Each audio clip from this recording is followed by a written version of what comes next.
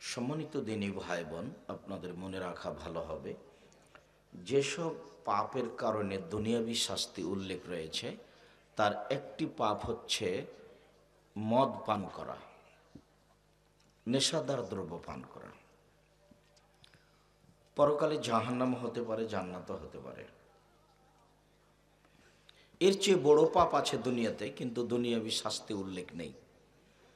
যেমন পৃথিবীতে সবচেয়ে বড় পাপ হলো শিরক। পাপের সিরিয়ালে সবচেয়ে বড় পাপ শিরক। বিচারের মাঠে শিরকের পাপই ক্ষমা হবে না, দুনিয়াতে হবে।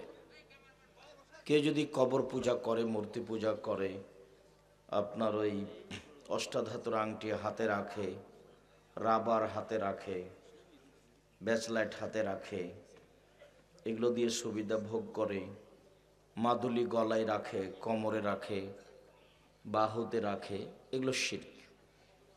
কেউ যদি মায়ের কসম করে, ছেলের মাথায় হাত দিয়ে কসম করে, মসজিদে গিয়ে কসম করে, কোরআনে হাত রেখে কসম করে, এগুলো শিরক।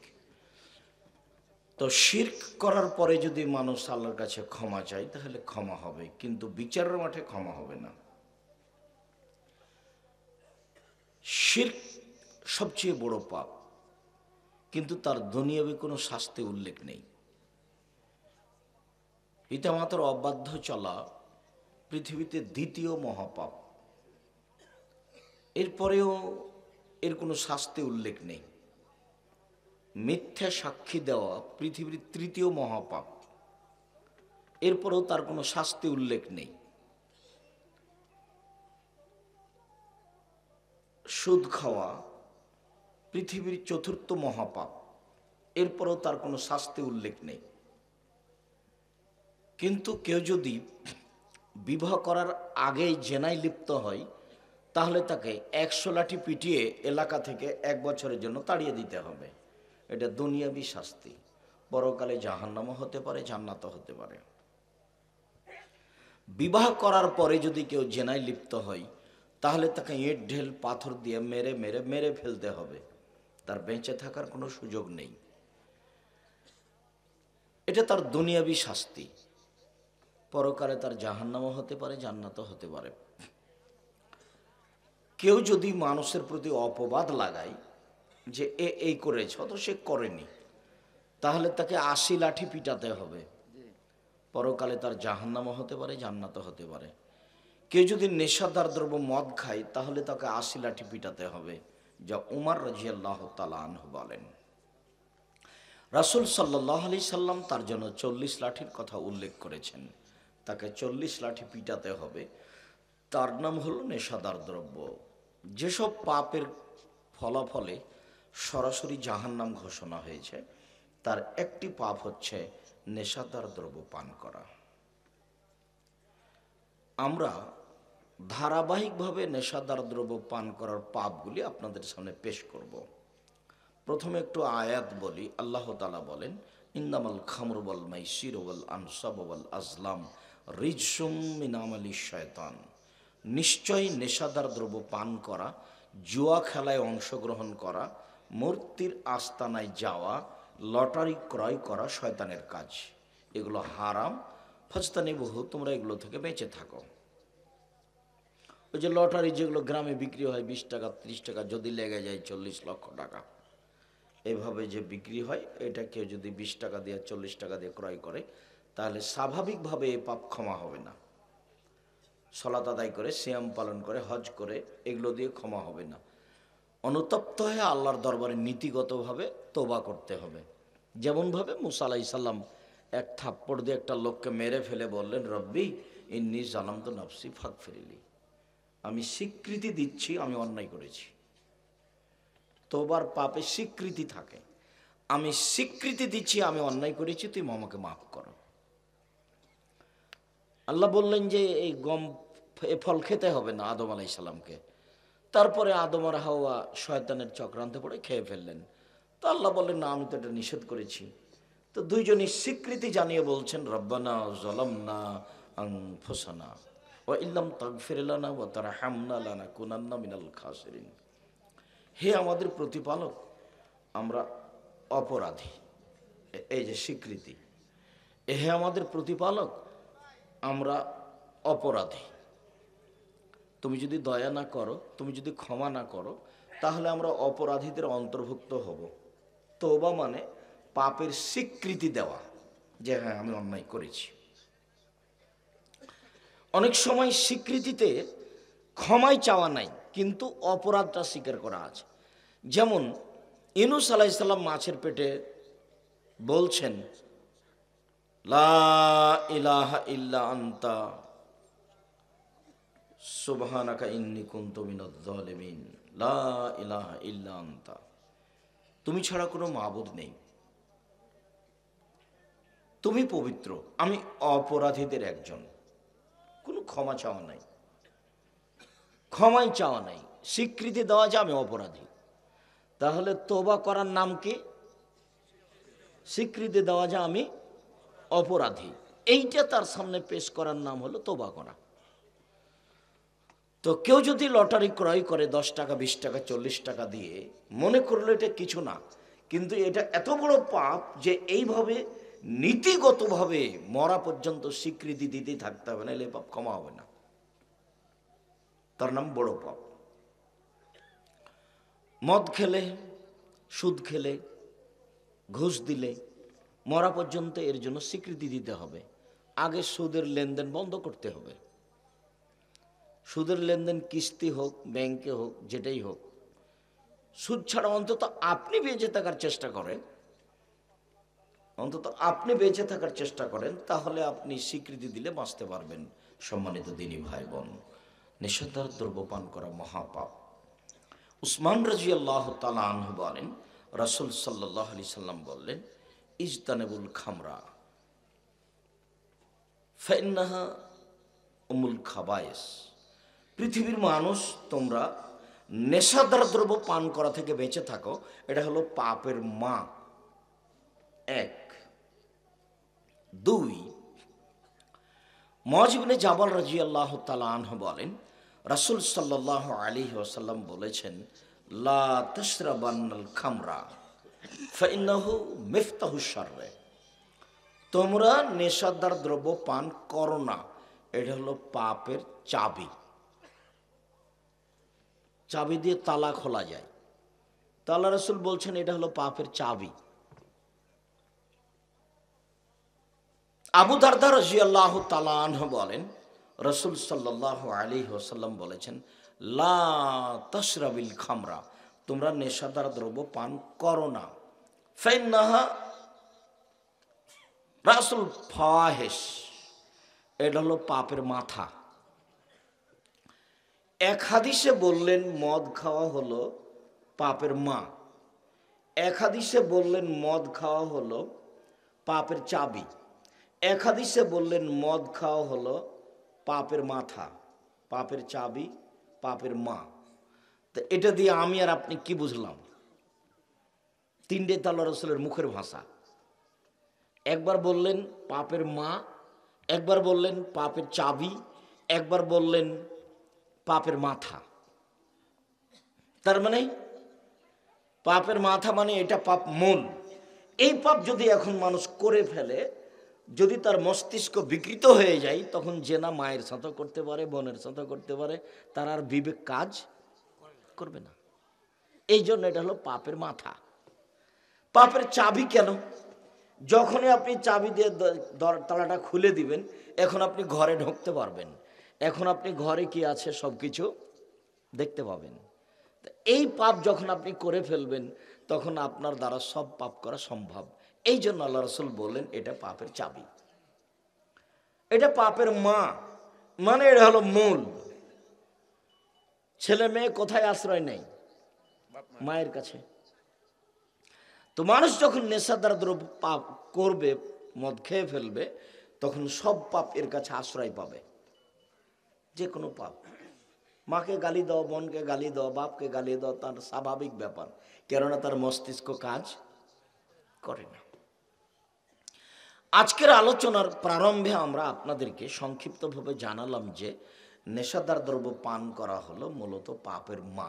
এই জন্য এটা হলো মূল পাপ, এটা হলো পাপ হিসাবে মূল পাপ। চলেন যাই পরের অংশে। আমরা বলি নেশাদার দ্রব্য পান করলে মানুষের সালাত ইবাদত কবুল হয় না।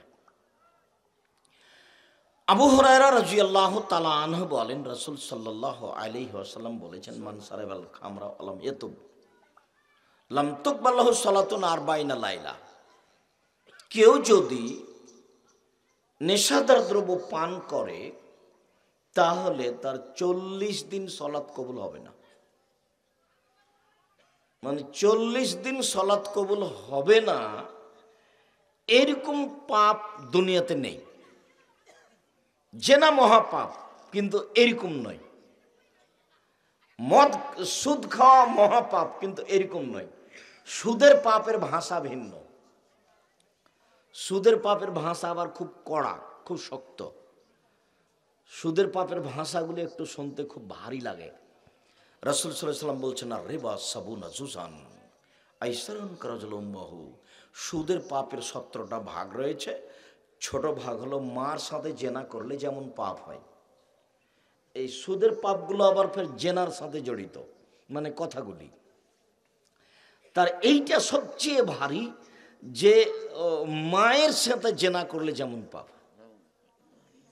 আর একবার বলছেন, মায়া করলো দিরহাম রেবাও ইয়ালাম আসাদ্দু মিন সিত্তাতি ওয়া সালাসিনা জিনিয়া। কে যদি জেনে শুনে 1 টাকা সুদ খায়, 36 বার জেনা করলে যত পাপ হবে, 1 টাকা সুদ খাইলে তার চেয়ে বেশি পাপ হবে। ভাষাগুলো, সুদের পাপের ভাষাগুলো এরকম। আবার সুদের পাপের একটা শাস্তি উল্লেখ আছে, যেই শাস্তি আর কোনো পাপের নেই। কেউ যদি সুদ খেয়ে মারা যায়, তাহলে তাকে রক্তের নদীতে ফেলে দেওয়া হবে। নদীতে পানি থাকবে না, শুধু রক্ত। ও যতবার রক্তের নদী থেকে উঠার চেষ্টা করবে, ততবার পাশ থেকে পাথর মেরে তার মুখটাকে ভেঙে দেওয়া হবে এবং নদীর মাঝামাঝিতে করে দেওয়া হবে বিচারের দিন পর্যন্ত। এটা হলো সুদ খাওয়ার পাপের গতি। কিন্তু মদ খাওয়ার পাপটার গতি ভিন্ন। একটা বললাম এই, আর একটা হলো এই, 40 দিন সালাত কবুল হবে না। 40 দিন সালাত কবুল হবে না, এরকম কোনো পাপের সিরিয়াল নেই এটা ছাড়া। আবু দারদা রাদিয়াল্লাহু তাআলা আনহু বলেন, রাসূল সাল্লাল্লাহু আলাইহি সাল্লাম বলেছেন, মান শারিবাল খামরা লাম ইয়ারজাল্লাহু আনহু আরবাইনা লাইলা। কেউ যদি নেশাদার দ্রব্য পান করে, তাহলে 40 দিন আল্লাহকে নিজের দিকে করতে পারবে না। কোনো পাপ এরকম নাই। একটু আগে বললাম, পাপের জগতে সবচেয়ে বড় পাপ কি বলেন তো? শিরক। সারা জীবন শিরক করেছে, কবরের উপরে থেকেছে, কবরের পাশে থেকেছে, সিজদা করেছে। এখন বলছে, আল্লাহ আমার ভুল হয়ে গেছে, আমাকে মাফ করো। তা আল্লাহ বলবেন, আচ্ছা ঠিক আছে যাও। সুদ মহাপাপ, যেটা এখনই শুনলেন। তো কোটি কোটি টাকা সুদ খেয়ে বলছে যে আমি পাপের সুদের লেনদেন বন্ধ করলাম, কোনো প্রকার সুদের সাথে সম্পৃক্ত থাকিব না। এই ব্যাপারে তোমার সামনে আমি স্বীকৃতি দিলাম, আস্তাগফিরুল্লাহ ওয়া আতুবু ইলাইহি। তাহলে আল্লাহ বলবেন, ঠিক আছে তোমাকে মাফ করে দিলাম। এখানে কোনো সময় নেই। কিন্তু কেউ যদি মদ খায়, তাহলে ও আল্লাহকে নিজের দিকে করতে সময় কতদিন লাগবে? 40 দিন। এরকম কোনো পাপ নাই যাতে এত লম্বা সময় লাগবে আল্লাহকে নিজের দিকে করতে। কোনো পাপ নাই। শিরক হোক, জেনা হোক, চুরি হোক, ডাকাতি হোক, সুদ হোক, ঘুষ হোক, মারামারি হোক, যেটাই হোক না কেন, কোনো পাপ এরকম নয় যার 40 দিন সময় লাগবে নিজের দিকে করতে। 3, 4 আবু হুরায়রা রাদিয়াল্লাহু তাআলা আনহু বলেন, রাসূল সাল্লাল্লাহু আলাইহি সাল্লাম বলেছেন, সারবুল খামরে কাআবেদে ওয়াসানিন। কে যদি সুদ খায়, তাহলে এটা হলো মূর্তি পূজার মতো পাপ। কোনো পাপকে মূর্তি পূজার সাথে তুলনা করা নেই, সেটা যেই পাপই হোক না কেন। পিতামাতার অবাধ্য চলা মহাপাপ, সরাসরি জাহান্নাম ঘোষণা আছে, কিন্তু মূর্তি পূজার মতো পাপ নয়। আপনার জেনা মহাপাপ, কিন্তু মূর্তি পূজার মতো পাপ নয়। সুদ খাওয়া মহাপাপ, কিন্তু মূর্তি পূজার মতো পাপ নয়। বলেন তো, পাপের জগতে কোন পাপটা মূর্তি পূজার মতো পাপ? নেশাদার দ্রব্য পান করা। এটা রাসূল সাল্লাল্লাহু আলাইহি সাল্লাম বলছে।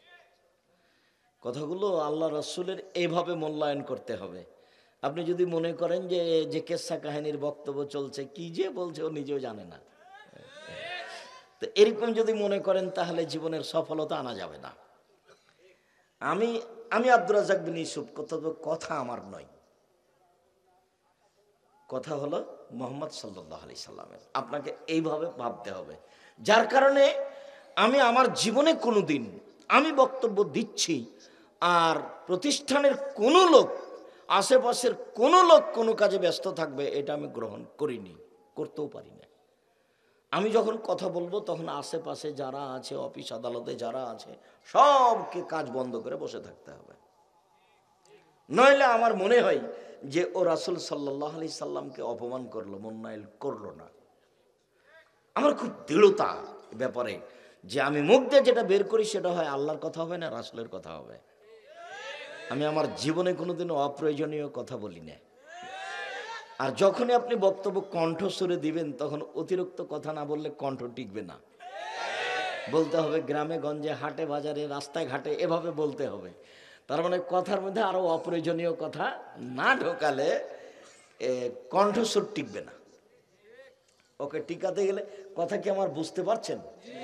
মানে কণ্ঠস্বরে বক্তব্য দিলে আরো অপ্রয়োজনীয় কথা তার সাথে মিলিত হবে, না হলে ওটাকে টিকানো যাবে না। সম্মানিত দিনী ভাই বোন, আমরা দেখছিলাম যে নেশাদার দ্রব্য পান করা পাপটাকে আল্লাহ রাসূল কার সাথে মিলিয়ে দিয়েছেন? মূর্তি পূজার সাথে। নেশাদার দ্রব্য পান করা মহাপাপ। আব্দুল্লাহ ইবনে আমর রাদিয়াল্লাহু তাআলা আনহু বলেন, রাসূল সাল্লাল্লাহু আলাইহি ওয়াসাল্লাম বলেছেন, লা ইয়াদখুলুল জান্নাতা আকুন, বাপ মাকে মানে না যে সে জান্নাতে যাবে না। আল্লাহ কাম্মার, জুয়া খেলে যে সে জান্নাতে যাবে না। মনে রাখা ভালো যে প্রত্যেক যেই খেলাতে টাকার হারজিত রয়েছে সেটাই হলো জুয়া। সেটা ফুটবল হোক, ভলিবল হোক, ক্রিকেট হোক, ব্যাডমিন্টন হোক, রেকর্ড হোক, আর যে কোনো বসে হোক, যেটাই হোক না কেন, যে কোনো খেলা টাকার হারজিত যদি থাকে তার নাম কি? জুয়া। আর যদি টাকার হারজিত না থাকে, শরীর চর্চা হয়, তখন জায়েজ। যেমন ফুটবল, এখানে ছেলেরা খেলে, এখানে কোনো টাকার হারজিত নেই। আর যখন টাকার হারজিত নেই, শরীর চর্চাও নেই, বসে বসে সময় কাটাই, তখন সেটা আরো হারাম। সেটাকে আল্লাহ রাসূল বলেছেন, মান লাইবা বিনারদে শির ফাকাদ আদখালা ইয়াদাহু ফি দামি খিনজির। কে যদি চৌসার, ছক্কা, লুডো, দাবা, পাঞ্জা, ক্যারাম বোর্ড, তাস, গেমস, আরো যত পৃথিবীতে এরকম বসে বসে খেলা দেখা দিয়েছে, আরো দিবে কিয়ামত পর্যন্ত, সব নারদের শির, এসব খেলায় কে যদি অংশগ্রহণ করে তাহলে সে তার হাতকে শরীর রক্তের মধ্যে ডুবিয়ে দিল। আর একবার বললেন, মান লাইবা বিনারদে শির ফাকাদ আসহাবাল কাসিম। কেউ যদি চৌসার, ছক্কা, লুডো, দাবা, পাঞ্জা, ক্যারাম বোর্ড, তাস, গেমস, এই ধরনের খেলায় অংশগ্রহণ করে তাহলে সে আল্লাহর রাসূলের নাফরমানি করলো। সব হাদিসগুলি বুখারী মুসলিম। তাহলে আমরা এই মধ্যে 1 মিনিটের আলোচনায় বুঝলাম যে শরীর চর্চামূলক খেলা যাতে টাকার হারজিত নেই সেটা জায়েজ। বোঝা যায় না? কিন্তু শরীর চর্চা হোক আর বসে হোক আর যেভাবেই হোক, যদি টাকার হারজিত থাকে তাহলে সেটার নাম জুয়া, চিরদিনের জন্য হারাম। পৃথিবীতে যে নামেই হোক না কেন, বোঝা গেল না কথা, ওই খেলাটার নাম যেটাই হোক, আমরা তো একটা খেলাকে জুয়া বলছি, এ দেশে অন্য দেশে ওর নাম আর একটা আছে।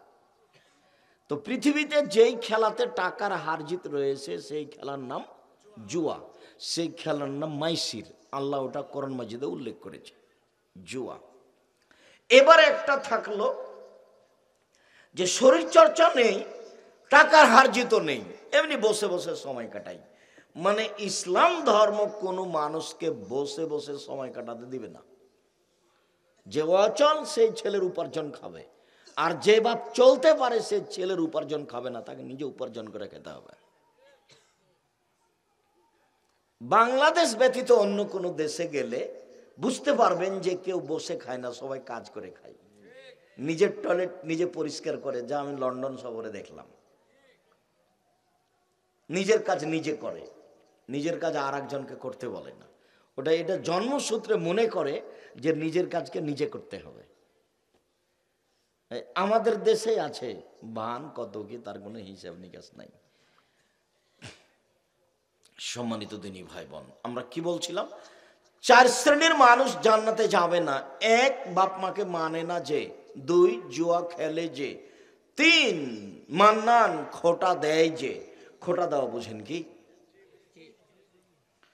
খোটা দেওয়া, একটু উপকার করার পরে বলে তো কালকে তোর এটা করে দিলাম রে, তুই ভুলে গেলি, এই কাজটা করে দিলি না। 4, মধুমুল খামর, নিয়মিত বিড়ি তামাক জর্দা সিগারেট গুল নেশাদার দ্রব্য খায় পান করে যে, এরা জান্নাতে যাবে না। এই কথা রাসূল সাল্লাল্লাহু আলাইহি সাল্লাম বলেন। মধুমুল খামর। আব্দুর রাজ্জাক সাহেব, বিড়ি তামাক কি খামর? জি। এটা দুদিক দিয়ে হারাম। একটা হলো এটার নাম খাবিস, অপবিত্র, এটা পবিত্র নয়। আবার তামাক কুকুর শ্রীগালও খায় না, অবাক ঘাস, একটা অবাক উদ্ভিদ যে তাকে কোনো কিছুতে খায় না। আর অবাক যে সিগারেটের গায়ে লেখা আছে কি, হ্যাঁ, ওকে ক্ষতিকর, ওকে নিষিদ্ধ ঘোষণা করে বিক্রি হচ্ছে। অবাক কথা। মানুষ কত অভ্যাসী, একটা শেষ হলে আর একটা শুরু করে, একটা শেষ হলে আর একটা শুরু করে। ছাত্র জীবনে 1978 সালে হতে পারে, আমি মৌলানা শীষ মোহাম্মদ সাহেব খুব বড় মৌলানা ছিলেন, তার দুপুরের খাওয়ার নিয়ে যেতাম। একটা না 8 বছরে যাবত আমি তার দুপুরের খাওয়ার নিয়ে গেছি। তো একদিন আমি ওই স্টেশনের উপর দিয়ে যেতাম, নাচল স্টেশন, তো যারা পান বিক্রি করে ওরা আমাকে চিনতে, একটা পান দিয়েছে, তো আমি মুখে দিয়েছি। আমি ওই মুখে পানটা চাবাতে চাবাতে প্রতিষ্ঠানে ঢুকে গেছি। তা আমাকে মৌলানা শিব সাহেব, ওহো, আমি তো মনে করছিলাম তুই পড়াশোনা করে মানুষ হবি রে, তুই পান খাচ্ছিস, পান খাই বেড়াস। 1978 সালে উনি এই কথাটা বলেছিলেন। আমি এখন থেকে কোনোদিন আর পান মুখে দিইনি, ওটা আমাকে ভালো লাগে না। হারাম হালাল পরে, ওনার এই কথার কারণে আমি আর কোনোদিন পান আমি মুখে দিইনি। আর দোকানপাটে বসে নেই, এই জন্য আমার মা যখন বাড়ি থেকে বের করতেন আমাকে, তখন বলতেন প্রাইভেট পড়ায়ও না, দোকানে বসিও না, কাউকে বন্ধু হিসাবে গ্রহণ করো না, মানে দোস্তালি লাগায় না। আমার মায়ের ভাষাটা ছিল দোস্তালি লাগায়ও না, পরে আবার কখন শত্রুতা হবে তখন পেটে ছুরি দিয়ে পালিয়ে যাবে। মানে বন্ধুত্বের এক পর্যায়ে কি হয়, কেটে যায়, ওটা টিকে না। 4, দাওয়াত খায়ও না, আমার মা বাড়ি থেকে বের করার সময় এভাবে বলতেন। তা আমরা তো কোনোদিনই দোকানে বসি না, চায়ের স্টলে বসি না। প্রতিষ্ঠানের ভিতরে চায়ের স্টল আছে, তা আমি ওখান থেকে গেলে ওরা মনে করে যে আসেন একটু চা খান, কিন্তু আমি যে ওখানে বসি না। সম্মানিত দিনী ভাই বোন, বলছিলাম নেশাদার দ্রব্য হারাম, ফলাফল জাহান্নাম। আবু হুরায়রা রাদিয়াল্লাহু তাআলা আনহু বলেন, রাসূল সাল্লাল্লাহু আলাইহি ওয়াসাল্লাম বলেছেন, সালাসাতুন লা তাদখুলুল জান্নাহ আবাদা, 3 শ্রেণীর মানুষ জান্নাতে যাবে না। 1, মদমিনুল খামর, নিয়মিত যারা নেশাদার দ্রব্য পান করে তারা জান্নাতে যাবে না। 2, ওর রাজলাতু মিনান নিসায়ে, পুরুষের বেশধারী নারী। বর্তমানে আমাদের দেশে যেসব নারীকে আপনি পুরুষের পোশাক পরে চলতে দেখছেন, গেঞ্জি প্যান্ট স্কিন জাতীয় পায়জামা, এগুলো সব বিদেশি থেকে আর কি, ওদেরই চর্চা, এদেরই আহাল পরিবার লন্ডন আমেরিকা ফ্রান্স ইটালিতে থাকে, ওদেশে ওইভাবেই চলে। তখন ওখান থেকে যখন এদেশে আসে তখন এদেশেও তাদের কিছু কিছু দেখা যায়, আরবি অনারবি সবাই ওদেশে গিয়ে ওদের পোশাকই পরে। তো আল্লাহ রাসূল এই জিনিসটাকে কঠিনভাবে না করেছেন, মানে মহিলাদের স্যান্ডেল ভিন্ন, মহিলাদের জামা ভিন্ন, মহিলাদের পায়জামা ভিন্ন, মহিলাদের গায়ের চাদর ভিন্ন। আজও হাট বাজারে ওদের চাদর ভিন্ন পাওয়া যায়, যায় না? ওদের স্যান্ডেল ভিন্ন পাওয়া যায়, ওদের জামা কাপড় ভিন্ন পাওয়া যায়, সব কিছু ওদের নামে ভিন্ন হয়ে আছে। কিন্তু এই নারী, এক শ্রেণীর নারী নিজেকে বিকৃত করে, ইহুদি খ্রিস্টানদের নীতি অবলম্বন করে, নিজের অঙ্গ প্রত্যঙ্গ বিক্রি করে নিজেও জাহান্নামে যেতে চায়, জাতিকেও জাহান্নামে পাঠাতে চায়। একটা পর্যায়ে আসছে, আল্লাহ রাসূল বলবেন, সেটা আপনার সামনে আমি পেশ করব। যেটা বলেছেন সেটা হলো এই যে নেশাদার দ্রব্য পান করলে মানুষ সন্ধ্যায় থাকবে মানুষ, আর সকালে হবে বানর। কেন বানর হবে? সন্ধ্যায় থাকবে মানুষ আর সকালে হবে শুকুর সোর। কেন শুকুর সোর হবে এই নিয়ে একটু কথা হবে। এখন আপাতত অত্র হাদিসে 3 শ্রেণীর মানুষ জান্নাতে যাবে না বলে রাসূল সাল্লাল্লাহু আলাইহি সাল্লাম বলেছেন। তার এক শ্রেণীর মানুষ নেশাদার দ্রব্য পান করে যারা, দ্বিতীয় শ্রেণীর মানুষ পুরুষের বেশধারী নারী। জাহান্নাম বলতে নারী, নারী আর নারী, জাহান্নাম বলতে নারী। জাহান্নামের অধিকাংশ মানুষই নারী। অবশ্য আল্লাহর নবী এই কথা বললে মদিনার মহিলারা অভিযোগ করেছিল, কারণ জিজ্ঞাসা করেছিল, বেমা কেন আমরা বেশিরভাগ জাহান্নামে যাব? তখন তিনি যে উত্তর দিয়েছিলেন সে উত্তরে আছে স্বামীকে মেনে না চলা। স্বামীকে মেনে না চলা, এইটা তিনি বড় কারণ বলে উল্লেখ করেছেন আল্লাহ রাসূল সাল্লাল্লাহু আলাইহি ওয়াসাল্লাম। তবে যেই হাদিসে আল্লাহ রাসূল বলেছেন মহিলারা 4টা কাজ করলে জান্নাতে চলে যাবে, জান্নাতের সব দরজা খোলা, এত সহজ পুরুষের জন্য জান্নাত নয়। যেই 4টা কারণে মহিলারা জান্নাতে চলে যাবে, জান্নাতের সব দরজা খোলা, এরকম কোনো 4টা কারণ পুরুষের জন্য নেই। এত সুবিধা পুরুষের জন্য নেই।